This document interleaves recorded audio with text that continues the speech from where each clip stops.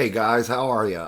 Welcome to episode 2 of Carrick's Car Wreck with Ray from Maryland. I got a fun one for you today. It's about a 35-minute conversation with a person a lot of you will know from the Fans of Trunk Nation Facebook page. Some of you probably even met him in Vegas, and he's been a touring manager. He's been a rigging guy, and he's got some really interesting stories. And I think it's a fun one, and I hope you enjoy it. Thanks.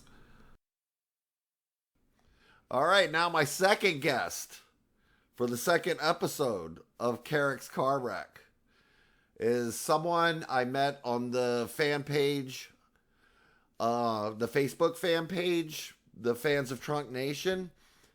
And the guy's name, we will all know, his name is John Mack. And he's actually the first person that I met from the page in Vegas for Eddie Trunk's 40th year in radio celebration.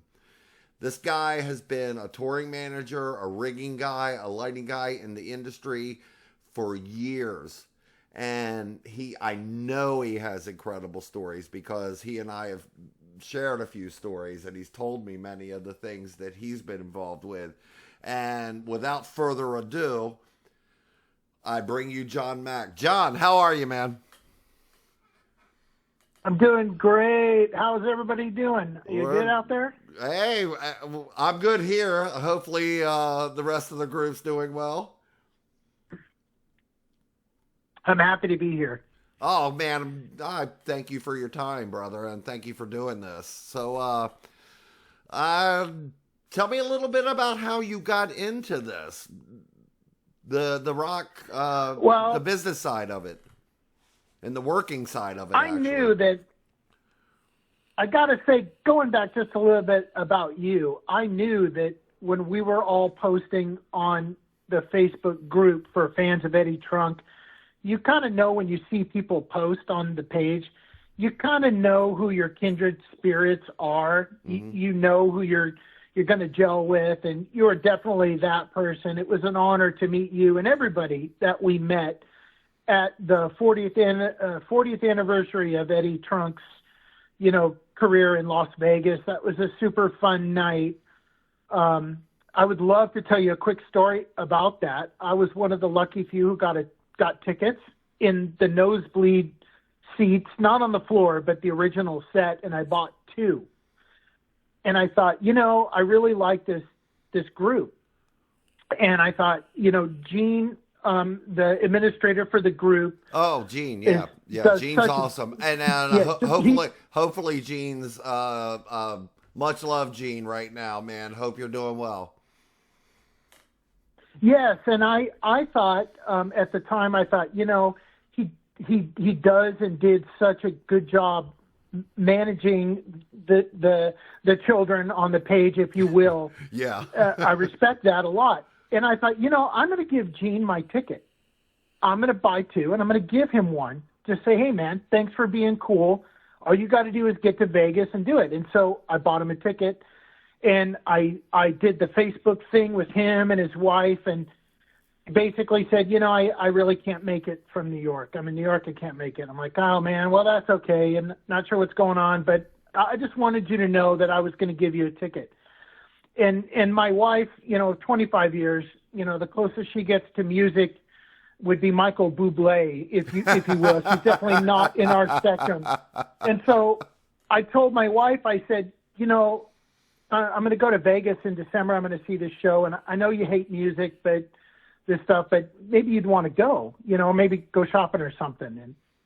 And I just have a note for all the men listening right now.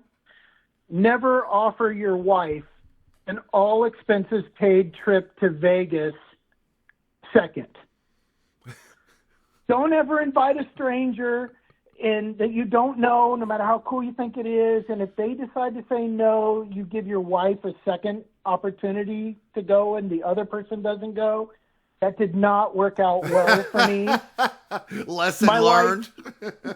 Lesson learned. My wife did not come to the show, wanted to have nothing to do with it. In fact, I'm lucky I got on the plane to get to the show. But no, you're right. I agree with you in all sincerity. Gene, we think about you. We respect you. We love you. And I hope that you're doing well. Thanks for letting me get that in.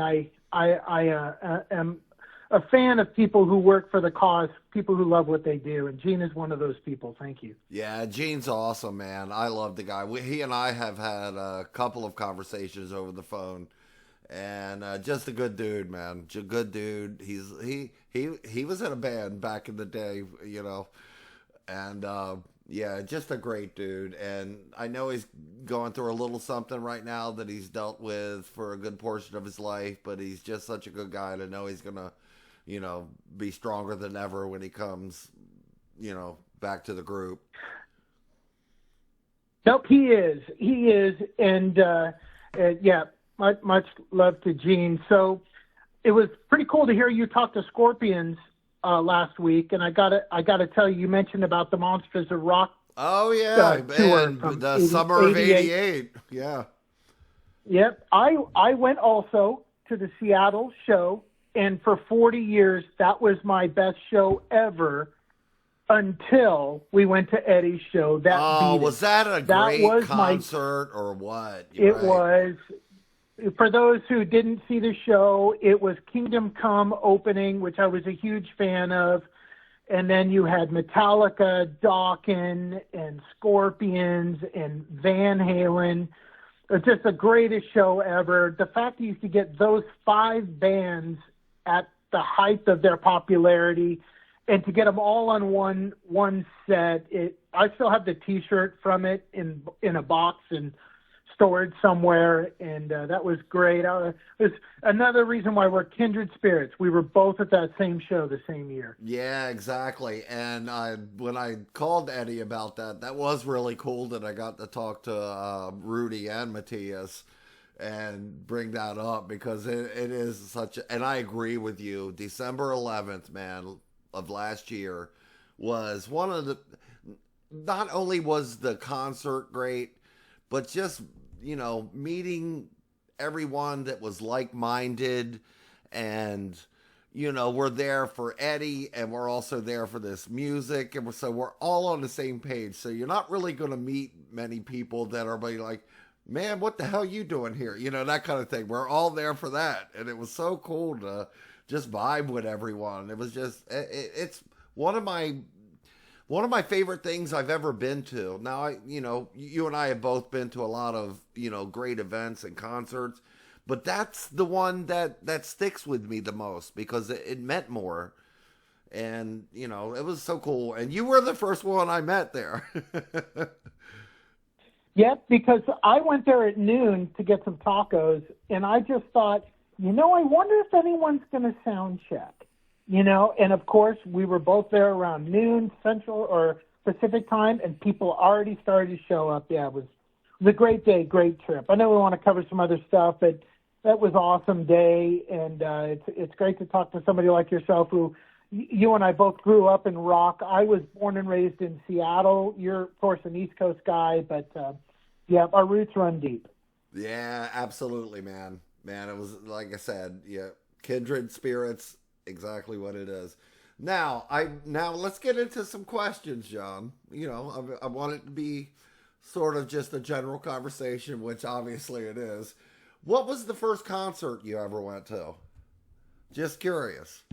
I saw Chicago and Corey Hart opening, and that had to have been 1984. I was not a driver yet, and I have to say, back then, I made poor people look rich.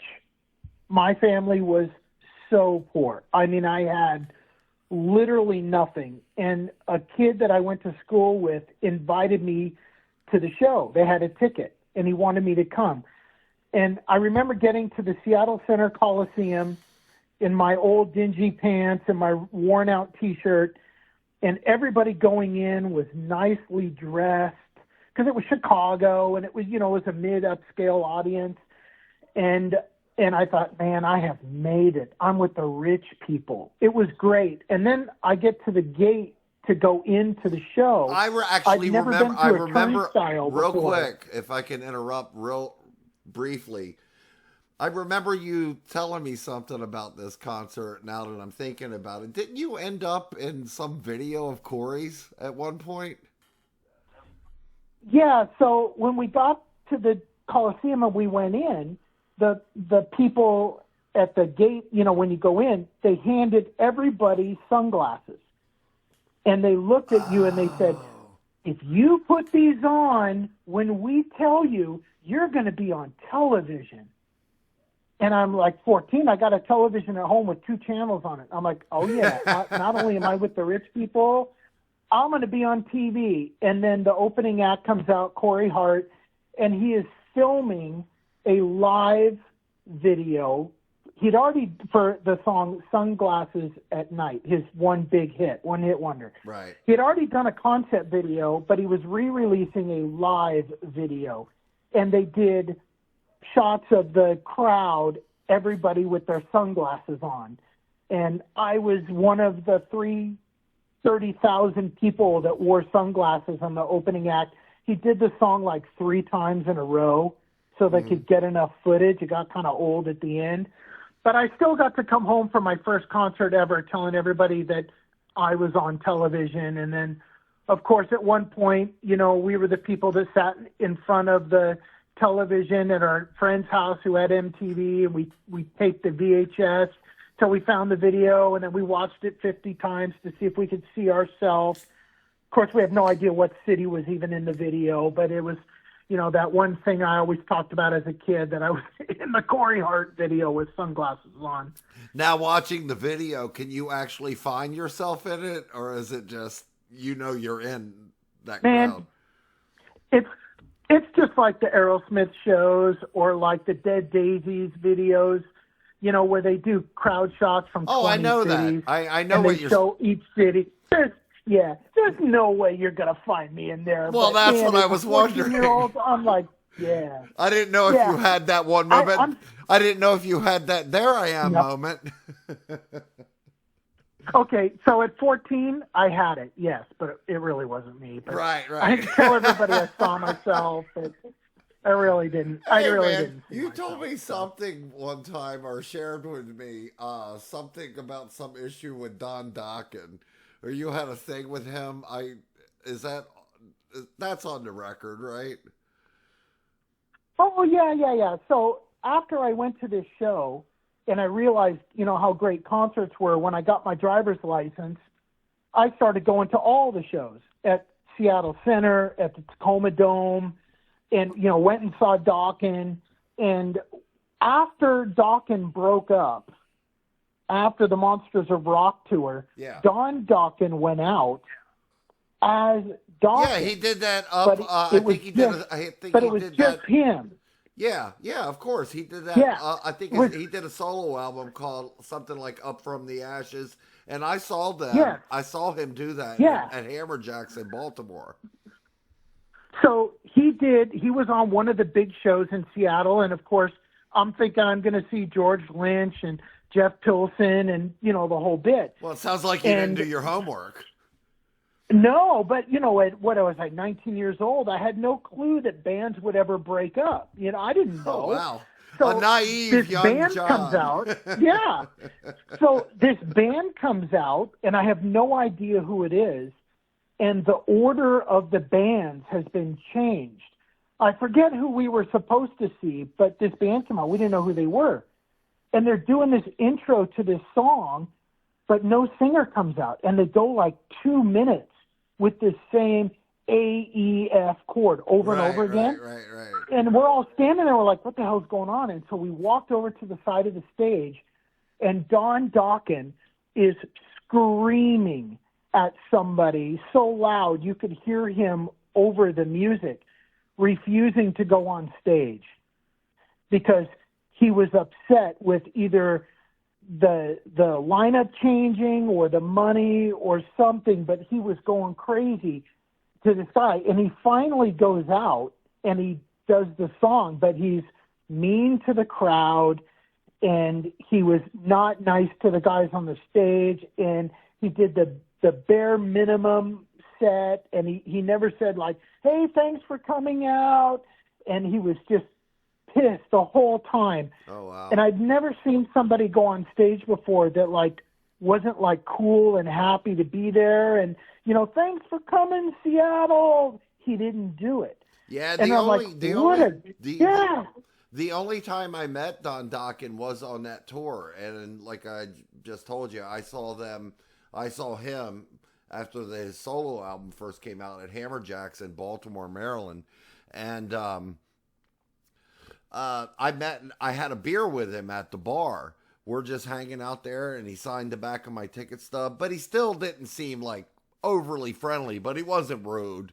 And I actually asked him that night about Lynch Mob, because the first Lynch Mob album came out around the same time Don's first solo record came out. And I said, so what do you think of George's album? They were both out. And I said, what do you think of George? He said it was okay.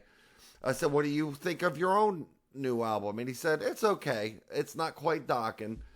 And he was, you know, he chatted with me and signed my ticket stub. And now he did play a pretty good show that night, you know, and it was the same tour you're talking about when he put out a solo record. And he wasn't overly personable, but, you know, he chatted with me. So at that time, and I was I would have been, I'm a little older than you. How old are you, John? 54. Okay, so I'm just like a year older than you or so. So it would have been around the same time. But he wasn't friendly, but he wasn't abrasive. And that's how I'll state it. You know, I got to have a little conversation with him, and he signed my stub. And he put on a pretty good show that night. Now, you know, what he's doing now, it sounds a little off, but, you know, whatever. Yeah. You have to remember that we were all coming off of Monsters of Rock and seeing the original band, and they were top of their game. Yeah. And then we saw this, and then I worked the show a couple years later, and he was on it. And this time, he was totally cool and, you know, like nice to the crowd and did it. Man, people have a bad night. You know. Yeah, but the thing is that at the end of that show, I'm like, okay, maybe he's got it back. You know, maybe he's good. He came off the show and he took his middle finger and to the stage manager, he put his finger on his chest. He says, if you ever flip and do that to me again, you ever blah, blah, blah, do that, you'll never work in this industry again. And it was like on the side of the stage. I'm like, okay, well, maybe Don didn't do it, but at least he played it up for the crowd this time. But I was just like, man, a band that I love so much and the music that I grew up on, Back for the Attack. But to see somebody treat other people like that, it just really, I've always kind of had a tiff about that. I bought Don's new album, and it's great. But you look at the videos, and I'm just like, man, dude, please make an animated video. You gotta stop. You know where I judge it, John, is can they do it live? You know, it's great to get a good studio record and good songs, and I love that. But, okay, let me hear it live. Because that really shows the level of where bands are at. And, of course, let's not talk about tracks tonight, because you and I would go on for days. Yep. Yes, we would. Yep, okay. Yep. But I love Dokken. I gotta ask you one thing, John. You shared a message with me, I think, on the fan page where something about the Scorpions and a thong, and you said it could be a little not PG, but you said you'd clean it up for this. So I'm curious about this story, and I have to hear it. So Eddie has a story, or like a show that he'll do, like your worst ever concert experience or whatever. Oh, yeah. I'm the one that gave him that idea. Yeah. Okay. So I was going to call it, and ask, you should do a show on the most embarrassing concert experience. And this just might qualify. And it actually interjects with Eddie Trunk, believe it or not. So 1991, I went to the Seattle Center Coliseum to see Crazy World tour, and God, who opened up for them? I'll think of it. I remember Trickster opened up for them. But anyway, my sister scored, who's a year younger than me, my sister scored backstage pre-party passes and tickets. I'm glad Now, you this is finished not that. the I'm laminate. glad you finished that thought because it originally said my younger sister scored backstage. So I'm glad she. Oh, just... no. Yeah. No. She scored tickets. Okay, cool. But just for clarification, people. Yeah. These were the stick-on patches that you would put on your jeans, you know, and it says pre-party on it, and it's got a date on it. And so we get to the Seattle Center. The tickets are at the box office. We get in. First time I've ever had comp tickets. And the passes are there. We go to the side, and the guy, the gatekeeper at the side of the stage is like, hey, and he's like, what's he doing? And he's looking at me, and I'm like, my sister's like, hey, he's with me. He's like, all right, is he cool? And she's like, yeah, he's my brother. He's totally cool. He's cool. So I'm 21. You got to remember, I'm able to drink. So I have these dreams of I have these dreams of grandeur of having a beer with Klaus and Matthias. You know, I'm thinking I'm the man, right? I'm going backstage, and the greatest band in the world is about, you know, I'm going to grace their presence. And so we get into the side of the stage, the back room. We go in. The whole band is in this huge room. There's couches everywhere, full bar. I'm like, oh my gosh. My dreams of life have come true. I've died and gone to heaven. All the chicks in there are wearing bikinis. I'm like, free booze. All 5 members are there, the crew, chicks, and I got a little stage fright. I'm like, I'm realizing my dreams have come true. I don't know what to do. And my sister grabs me by the arm and takes me over to the very first couch. And Herman Rarabelle is sitting there with a girl on each arm, and he looks at us. He's talking to the girls, and my sister interrupts him and says, hey, Herman, I want you to meet my brother. He's a really big fan. And he looks over at me. He doesn't take his arms off the girls, you know, but he looks over and he looks me in the eye. For you? And and he's totally nice. And he's like, hey, thank you for coming to the show. We hope you have a great time. And then he looks at my sister, like head to toe. Oh, so Herman Rarabelle hit on your sister? And yes, and then he takes his hand off of one of the girls and he puts it into a brown paper bag, and with one finger he pulls out a thong. And he hands it to my sister. He wanted her to dress up like the rest?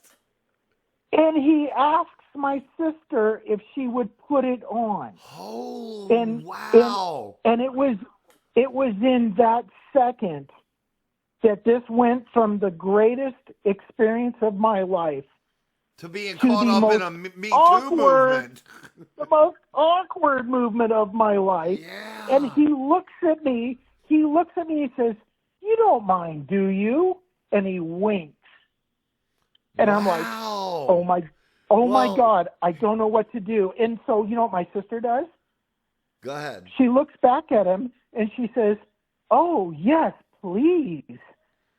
And I'm thinking to myself, oh my God, this is the worst nightmare in the world. This is like, I got to get out of here. This is crazy. And I totally like froze up. And then because it was at that point that I realized that the girls in the room weren't wearing bikinis. Yeah. They were wearing the same thongs. And my sister has to grab me. No wonder he's not in the band anymore. Well, you know, that was the big thing in the 80s and 90s, but she grabs me by the arm and she walks me towards the door and where the changing room is. And at the very last second, she makes a right turn and we go out the turnstile into the show. Wow. And I'm like, as we're walking, I'm like, please don't do this. You're ruining my life. This was supposed to be my greatest night ever. What are you doing? Don't do it. You know, I remember clearly freaking out. And we got outside the door and she starts laughing at me. And she's like, that guy's a pervert. I was never going to put that thing on. I just wanted to see you squirm. That was the greatest moment of my life. That was so awesome. She totally punked me. But for the rest of the night, I was just like, oh, my God. this is the worst experience of my life. And my sister like totally rubbed it in. She was never going to do it. And then I found out she got the ticket from John. I can tell you right now, you're such a great storyteller. I was believing it. No. So later she tells me she got the tickets from a stripper. So the tour manager, which was common in the day, the tour manager went to a strip club and passed out concert tickets and pre-party to the strippers. It gave everybody free tickets to the show at the Coliseum. And my sister got those tickets. And that's what we went. We went to a stripper party for the Scorpions, and I had no idea. Yeah, and I'm like, it was like, oh, that was crazy. So fast forward 30 years to the month. We're on Catalina Island at Sammy Hagar's birthday party. Eddie Trunk hosted the Thursday show. Yeah. And the show was from like 2 to 4 p.m. And so there was nothing to do after the show except, go to the bar on Catalina. Yeah, my sister told the story. I saw the one. I saw the one on that they put on one of the streaming services. One of Sammy's birthday bash. Yeah. So my sister told the story to everybody in the bar, and I worked Sammy's show on Catalina Island. I couldn't get a ticket, so I worked as a volunteer so I could see the shows. And so all weekend, every time somebody walked by who was at the bar, they'd walk by and they'd say, "Oh, yes, please," like totally punking me. It was such a devastating event for me that I had to put it out of my mind. And then 30 years later, my sister brought it up just to give me a hard time. It sounds like you're very punkable there, John. Couldn't believe it, man. It was the worst day of my life. I was. Hey, man, I gotta ask, chances. I know we have limited time here, but I gotta ask you one thing. I know you shared to me at one point that in some way Eddie Trunk saved your life in a way that Sebastian Bach did. And would that have been COVID or something? Because you've never expanded on that. Yeah, well, I travel for a living. Mm-hmm. I travel 50 weeks a year. I'm always in a hotel. I'm always working. And in 2020, my boss just told me to go home. And we're really not sure if you're going to have a career in 3 months. So I'm right that it's a COVID-related thing because you've never shared that with me. Yeah. I sat at home. I've got a big-ass fire pit in my backyard, and I just sat in the backyard every day burning firewood and, old paper garbage and stuff and listening to Eddie Trunk read emails because it was the only 2 hours of the day when I wasn't looking for a new job, when I wasn't trying to figure out if one of my family had died, and just, to get a little bit of a rock and to get away. And, man, those 6 or 7 months of those shows before I went back on the road again, I mean, they literally not just changed my life, but, they really helped me get through a hard time. And, of course, because of those shows, I started going to concerts again, realizing that life is short and got to do it. So thank you, Sebastian Bach. He definitely speaks for many of us out there, and that is just one reason why I respect him whenever he talks about Eddie in that way, and I wholeheartedly feel the same way. Yeah, man, I'm in the exact same boat, and in fact, I'll try to make a long story short. I was in the middle of a separation and bought a new house, and my two sons were gonna live with me. And that's where Amber and I reconnected at the beginning of COVID. But she didn't know who Eddie Trunk was, but she knew I listened to him live every day. So she got to know him through that. So Amber got me through those, and it was the most beautiful encounter ever. It was so cool that we bonded like that. And Eddie was a major part of it.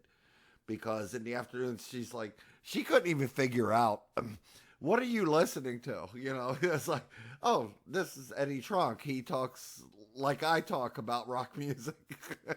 And that's kind of what it is. Yep. It's just a regular dude talking about rock music, the same geeks we are, so it's our go-to. And so, yeah, he was a big part of me getting through that thing where you couldn't really, go out to a restaurant and have dinner or, whatever, because COVID, shut a lot of things down. And so, yeah, that's where Amber and I connected, and where, I was already listening to Eddie, so that was not different, but he did get me through a lot of that because it was a distraction from everything around us. So I'm on the same page with you there, brother. I'm an app listener, and I haven't missed a show in 6 or 7 years because I always listen to him when I drive. I drive for a living, and yeah, he is. Yeah, it's great to have the show, but that time in general, Eddie knows it, but not as much as he should. But he saved a lot of people. Yeah, Baz does bring it up a lot, and that's a good connection. Yep. Well, look, man, this has been awesome for me. I hope it was good for you. And yeah, hey, if you don't mind, can I add one more thing? Of course. So this week, I don't know when people listen to this, but they can go to the XM app or whatever. But Eddie Trunk interviewed Scorpions for their recent residency. Set aside my utter embarrassment from now almost 40 years ago. I definitely wanted to mention that Eddie had asked about James Kotak, mm-hmm. the former drummer of the Scorpions. Yep. I knew James, and I just want to say publicly for the whole world to hear that I am so grateful that Rudolph and Matthias spoke so fondly of him. Yeah. And I knew personally how much work they did for him before he was released from the band. They had not talked about that before that interview. Not many people know how much time and effort they spent to try and save him, not to keep him in the band, but to keep him alive. And I really appreciated the way in which that they brought that out because, I think everybody in this life deserves an opportunity to get better when they have a problem. And I think we all need help from time to time. Mm-hmm. And I'm really grateful that the Scorpions offered that, and at the time, not in a public way, but they could have handled that interview many different ways. And I was just so impressed with the way that they did. Rest in peace, James Kotak was an incredible drummer, an even more incredible person who literally got dragged, down by a disease that he just couldn't shake. Yeah, so. Yeah. And you're right. When people handle situations like that in a classy way, which is obviously what you would, put that under as classy. And that's amazing. And, all right, John, this has been friggin' amazing for me, man. Your stories, and we will have to do a part 2 to this. Yeah, I worked in the grunge industry from the beginning until the end. And that's where I did all of my tour work as a manager, grip, sound guy, lighting guy. And yeah, we'll have to get together and tell some of the stories because I was there from the inception of it. I would so love to get into that. You actually had some sort of affiliation with Alice in Chains and, those bands too. And Alice in Chains is actually one of my favorite bands, and I'm not ashamed to admit it. I worked for their management company, so yeah I do. And I have lots to share on that, and I'd love to do a show just basically on that at some point. So, well, it sounds like we're definitely going to do that, but I'm going to let you go for tonight. I so appreciate your time, John. You've been more than kind, and we will chat again soon, my brother. Yeah, and thanks for everybody who's listening. Remember, the more we talk about rock, the more we bring it out to the forefront, the more popular it is. So thanks, everybody, for listening. And there he goes, John Mack. And there you have it. Episode 2 of Carrick's Car Wreck is in the books. Thank you, John, for the time. I hope you guys all enjoyed it. Feel free to subscribe to my YouTube channel if you want. And it's under Carrick R10. And I'll try to get episode 3 out a little quicker. And thanks for listening, guys. See ya.